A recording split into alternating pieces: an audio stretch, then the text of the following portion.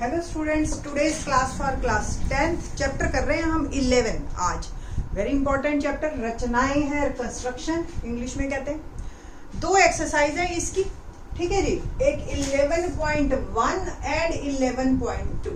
मैं थोड़ा सा ब्रीफ कर देती हूँ कि क्या क्या है इन चैप्टर में और क्या क्या क्वेश्चंस आते हैं आपके। देखिए 11.1 में आपको समरूप त्रिभुज बनानी है, ठीक है। इसके दो पार्ट होते हैं। एक तो क्वेश्चन में आता है कि पहले तो त्रिभुज बनाओ, ठीक है, और फिर उसके ही समरूप या तो उसी के अंदर या उसके ऊपर, ठीक है। तो इस तरीके से आपको ये क्वेश्चन मिलेगा 4 मार्क का, बुक पक्का पेपर में ये 4 मार्क का आता ही आता है, ठीक है।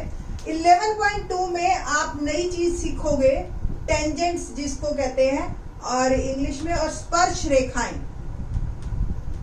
हिंदी में, ठीक है जी। और ये होता है जैसे सर्कल पे इस तरीके की ये स्पर्श कर रही है ना रेखा, इसको स्पर्श रेखाएं कहते हैं। या बाहर से अगर दो ऐसे यूं ऐसे, ठीक है, इस तरीके से ये दो स्पर्श रेखाएं हैं। तो 11.2 में हम सीखेंगे स्पर्श रेखाएं बनाना। और ये क्वेश्चन आपका 3 मार्क 5 मार्क मतलब कुल मिला के ये चैप्टर 7-8 नंबर का आ जाता है। और ये चैप्टर ऐसा चैप्टर है जो बच्चे बड़ी खुशी खुशी करते हैं, है ना। और आप इस क्वेश्चन को 2 बार कर लो लाइफ में बस, ठीक है, आप पेपर में बड़े आराम से कर लोगे। और तो और अगर हमने जैसे टेंजेंट बनाने के लिए कहा, आप सर्कल भी बनाए ना तो भी टीचर 2 नंबर दे देती है, ठीक है। तो आप जो है ना जरा ध्यान रख के इस चैप्टर को कीजिए। आपके आज बोर्ड में 7 नंबर कंफर्म पक्के होंगे इस चैप्टर से, ठीक है। तो आप बड़े ध्यान से और इंटरेस्ट से कीजिए, बच्चे ड्राइंग में खुश होते हैं। और इस चैप्टर को करने से पहले आप चाहे वीडियो को अभी पॉज कर लो, ठीक है। पॉज करके आपने क्या इकट्ठा करना है, कंपास, पेंसिल, इरेजर। इरेजर ना ही यूज किया करो तो बेटर है, ठीक है। इरेजर तो यूज ही नहीं करना चाहिए, ना ही लो, उसको वहां कट करो, दूसरा बनाओ, बस जहां गलती हो गई।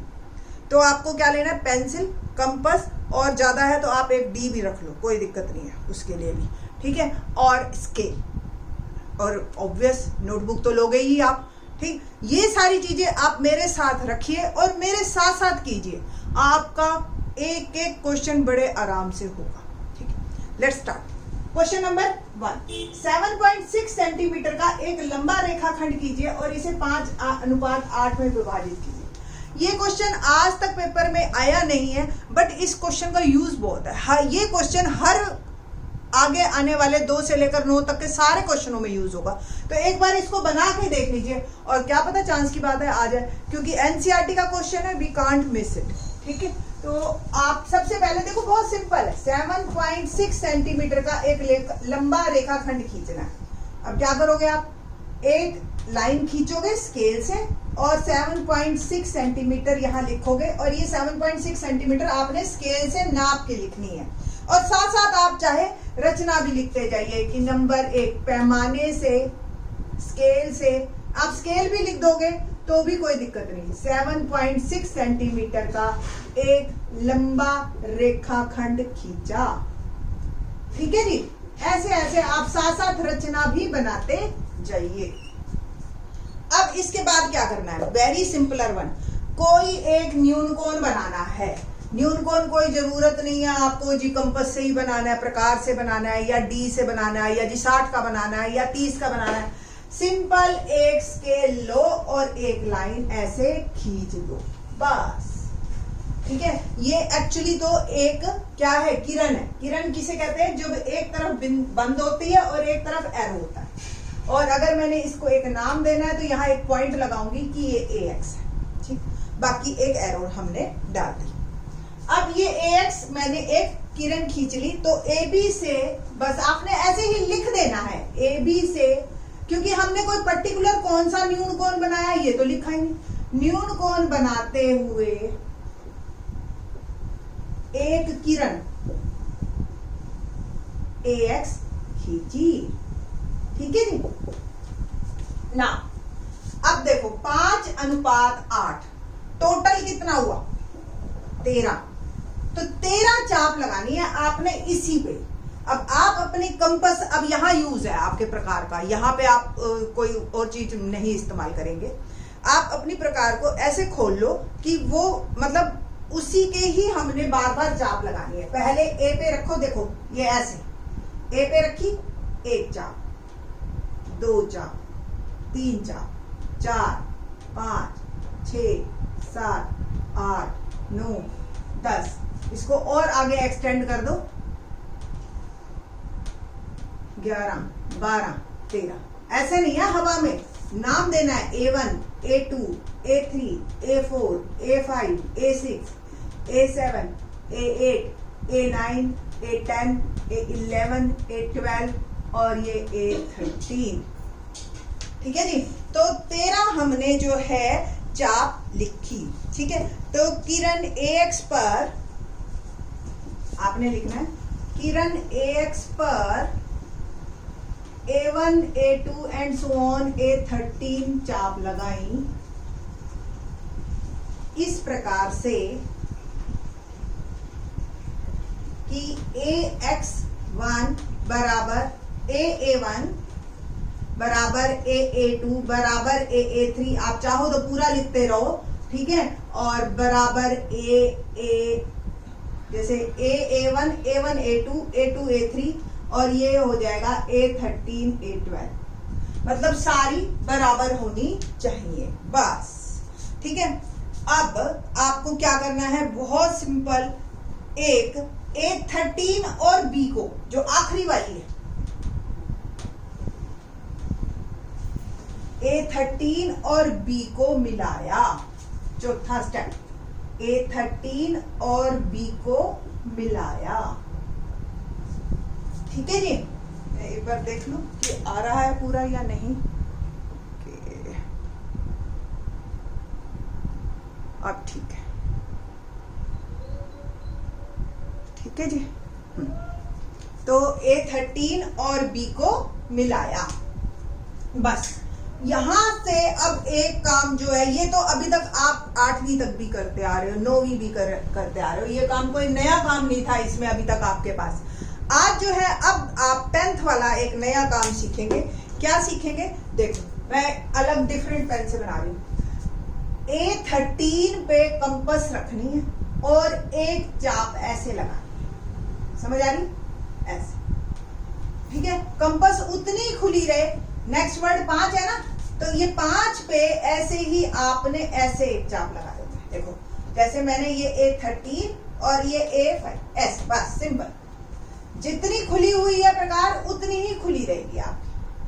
अब आपने क्या करना है, यहां पे प्रकार रखनी है और इसको मेजर करना है, यानी कि प्रकार को आगे पीछे करके इतना नाप लेना। ठीक है, जैसे कि मैं आपको दिखाती हूं, ये है। ठीक है, आपने यहां प्रकार रखी और ये आगे पीछे करके इसको नाप लिया। ठीक, आपके पास 2 पिन वाला आता है ना, 2 पिन वाला प्रकार देखा है ना आपने, आप उससे भी यूज कर सकते हो या एक वाले से भी कर सकते हो। ये यू मेजर किया, यहां पे रखा, वो पिन वाले से आपने एक निशान लगा देना, बस। और इसको आपने ऐसे ज्वाइन कर देना है। आप देखोगे कि ये लाइन जो है ना हमारी एग्जैक्ट सेम आएगी। जैसी ये लाइन है ना, ऐसे ही सेम आएगी, यानी कि इसके समांतर बनेगी। आपको पता है ना, समांतर रेखाएं हो तो संगत कोण बराबर होते हैं। तो ये एक्चुअली हमने संगत रेखाएं बनानी है, तो उसके लिए हमें जो है संगत कोण बनाने हैं, तो संगत कोण बराबर होने चाहिए। तो बस हमने प्रकार की सहायता से बिना मेजर किए एक हमने बराबर के कोण बनाए। पहले हमने ये चाप लगाई, उतनी ही चाप यहां लगा दी, फिर इसको आगे पीछे करके ये नापा और यहां से एक चाप और लगा दी और इस लाइन को खींच दिया। इस तरीके से हम समांतर रेखाएं बना सकते हैं। इस क्वेश्चन को देने का पर्पज ही यही है। अब इसका इन्होंने जो है प्रतिपादन भी मांगा है, यानी कि जस्टिफिकेशन। अब आप लिखोगे क्या 5 पे, पहले तो रचना कंप्लीट कर देती हूं मैं आपकी। इस प्रकार A13B को मिलाया, A5 से A5P समांतर A13B के खींची, बस। ठीक है जी। छठा, इस प्रकार हमें P बिंदु प्राप्त हुआ। ठीक, और आप चेक करो, रेखाखंड तो इसी को ही तोड़ना था ना हमने, तो AP बटा PB 5:8 आएगा आपका। ठीक है, तो बस P बिंदु प्राप्त हुआ जो AB को 5:8 में विभाजित करता है, विभाजित करता है। ठीक है जी, तो इस तरीके से ये आपका क्वेश्चन कंप्लीट होता है। ठीक, और आप चाहे नाप लो 5:8 ऑलमोस्ट कितना होगा, तो मैं आपको बता देती हूँ। जैसे 5/13 7.6, 13×5 और ये आ गया 11 और 8, तो और 5 आपका आ गया 0.58, 5×8 40, 4, 5×25 और 4 2.9 ये हिस्सा आ जाएगा, और 7.6 में से आपका 2.9 गया, तो ऑलमोस्ट 3 घटा लीजिए तो 4.5 के करीब ये आ जाएगा आपका। ठीक है, तो ये हमारे पास, या 4.7 सॉरी, ये तो 31, तो ये जो है AP हमारा 2.9 और ये 4.7 जो कि 5:8 में हमारा विभाजित हो रहा है। बस यही आपने जस्टिफिकेशन दे देनी है। ठीक है, तो मेरे हिसाब से एक बार दोबारा देख लीजिए इसी क्वेश्चन को, और फिर हम आगे मूव करेंगे। वैसे तो ऑप्शन यहाँ पे और हो जाती है कि आप लोग बड़े आराम से वीडियो को भी जो है देख सकते हो। फिर भी मैं एक बार आपको फिर से बता देती हूँ। AB एक रेखाखंड लेना 7.6 सेंटीमीटर, AB से एक लाइन AX आप दोबारा किरण खींचना, और फिर 13 बराबर चापे लगाना आप।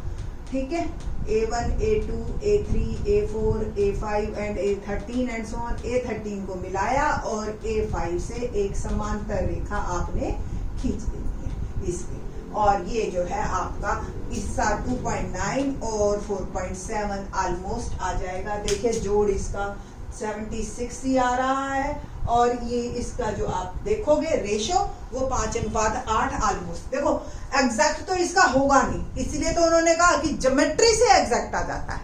तो कुछ काम जो है ना कैलकुलेशन से भी इतने परफेक्ट नहीं होते हैं जितने कि ज्योमेट्री से परफेक्ट होते हैं, बशर्ते हमें तरीका पता। ठीक है, अब हम वो क्वेश्चन करेंगे जो एक्चुअल में पेपर में आते हैं और जो आपने 10th में सीखने हैं नए। क्या है क्वेश्चन सेकंड, और इसी जैसे हैं सारे, बिल्कुल एक क्वेश्चन कर लिया आप खुद, आपका दिल करेगा करने का।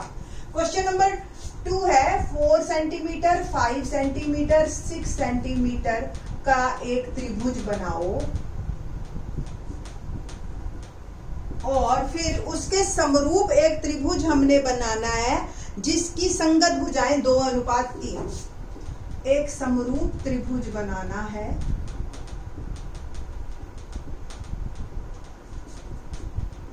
जिसकी संगत भुजाएं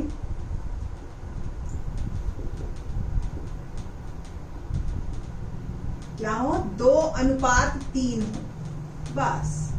ठीक है जी, तो ये आपका जो है क्वेश्चन है, वेरी सिंपलर वन और बड़ा ही इंटरेस्टिंग। लेट्स सी, देखो जी,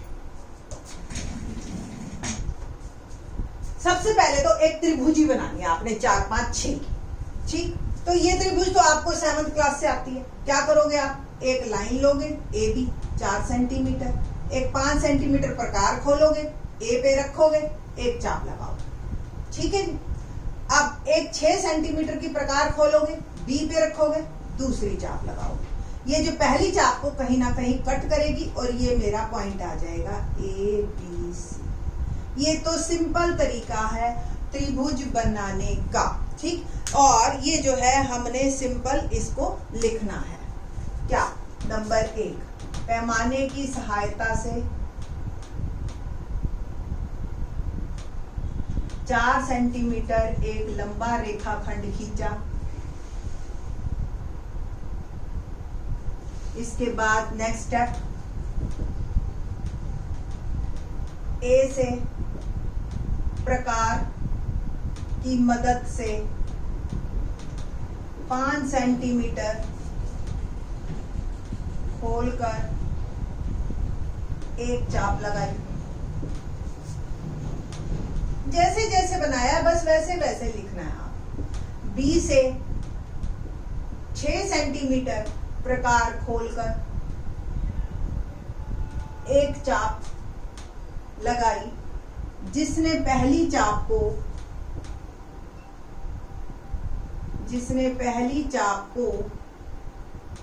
सी बिंदु पर काटा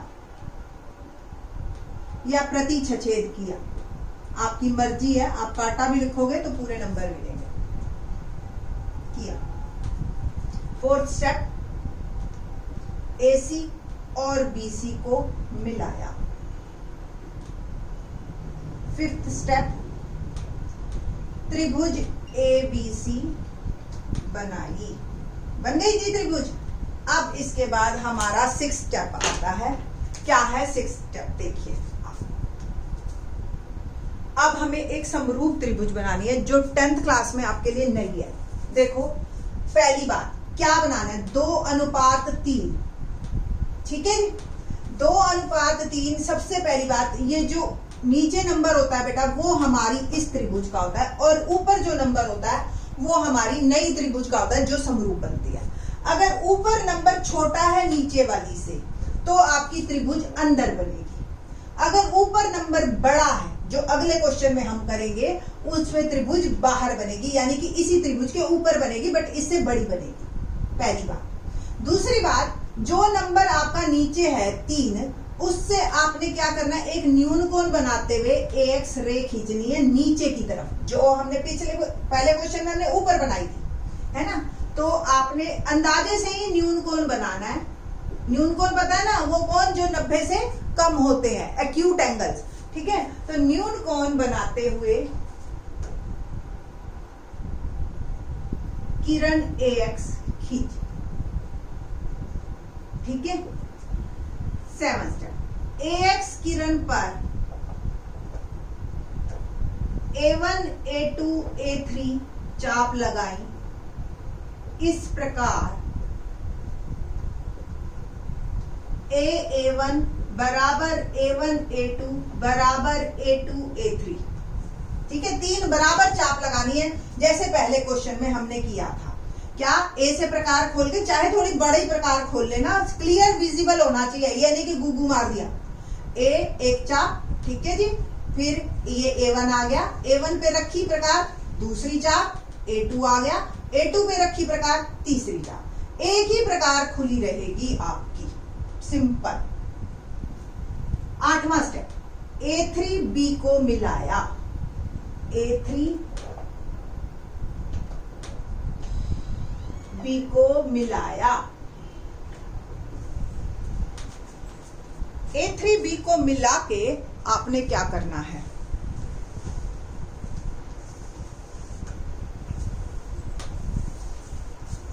एट स्टेप में दोबारा लिख रही हूं, A3B को मिलाया। ठीक है जी। क्वेश्चन नंबर अब जो है ये A3 और B मिल गए। अब यहां से देखो, अब वही काम शुरू हो रहा है समांतर रेखाएं खींचने का, 2:3। ठीक है, अब ये ऊपर संख्या 2 है तो 2 से आपको समांतर रेखा खींचनी है। कैसे बनानी है आपको? वही बिल्कुल उसी तरह से। क्या कि पहले आपने प्रकार ली, एक चाप लगाई, उतनी ही प्रकार खुली रहेगी, एक और चाप। फिर आप क्या करोगे, यहां पे रखोगे, इसको आगे पीछे करके इतनी खोलोगे और इसको एक कट करोगे, तो ये आपकी एक समांतर रेखा आ जाएगी। और इसको नया नाम दोगे आप B1। क्या नाम दोगे? B1। B से B1। अब ये B1 पे फिर आपने वही काम करना है, इस रेखा के समांतर खींचनी है। देखो, इस रेखा के समांतर प्रकार रखी, यहां उतनी खुली रहे, और ये B पे रखी और एक चाप और लगा दी। अब इसको यहां पे रखिए और आगे पीछे करके इतनी खोल लीजिए। बस हमें यही पर्पज है हमारा कि बराबर कोण बनने चाहिए। ऐसे ये जो है आपकी समांतर रेखा आनी चाहिए। दो समांतर रेखाएं खींचनी है आपने और फिर रचना में लिखते चले जाना है। A3B को मिलाया, ठीक है, A2 से A2B1 समांतर रेखा A3B के खींची, ठीक है जी। 10वां B1 से B1C1 समांतर रेखा BC के खींची, B1 और ये C1। इस प्रकार हमें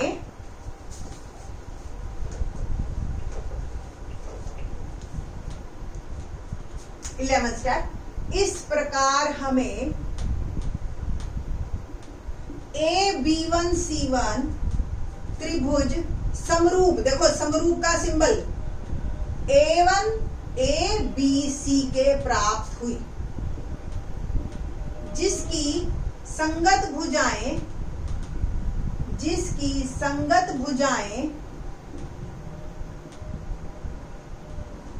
2:3 है। बस ये हमारा यहाँ पे क्वेश्चन खत्म हो जाता है, क्योंकि ये भुजाएं बराबर है और ये आपकी समरूप त्रिभुज बनेगी। आप चाहे मेजर कर सकते हो आप, ठीक है। प्रतिपादन में इसमें कुछ भी आपको लिखना नहीं है। अगर जस्टिफिकेशन आपको दे रखा है तो आपने सिंपल, इसको हिंदी में प्रतिपादन कहते हैं, आपने सिंपल लिखना है AB1 upon AB, B1C1 upon BC और AC1 अपॉन AC 2:3। ये हमने मेजर कर लिया। बस मेजरमेंट करके आपको लिखने की जरूरत नहीं है कि जी ये इतने सेंटीमीटर है या ये इतने सेंटीमीटर है, ठीक है। जिसको चाहिए होगा वो खुद मेजर कर लेगा, आपके टीचर अपने आप चेक कर लेगी कि ये है या नहीं है, ठीक है जी। तो यहाँ पे आपका ये क्वेश्चन कंप्लीट होता है, 4 मार्क कंप्लीट होते हैं। आगे आने वाले जो हमारे सारे क्वेश्चंस है ना, उनमें सिर्फ त्रिभुज बदलेगी कि त्रिभुज ऐसे बनाओ, त्रिभुज ऐसे बनाओ। आपको अलग अलग चीजें दे रखी है। आपको देखो त्रिभुज में 3 चीजें होती है, 3 भुजाएं होती है और 3 कोण होते हैं, ठीक है। तो इनमें से 6 में से कोई भी 3 चीजें आपको दे रखी है ना, कोई भी 3 चीजें, तो आप त्रिभुज बना सकते हो। तो बस त्रिभुज बनाने के अलग अलग तरीके मिलेंगे। समरूप के आपके सारे यही तरीका है और कुछ नहीं है। आप सिर्फ 2 क्वेश्चन में मेहनत कीजिए, आपको 4 मार्क बोर्ड में कंफर्म, ठीक है। तो बाकी के question in the next lecture. Thanks.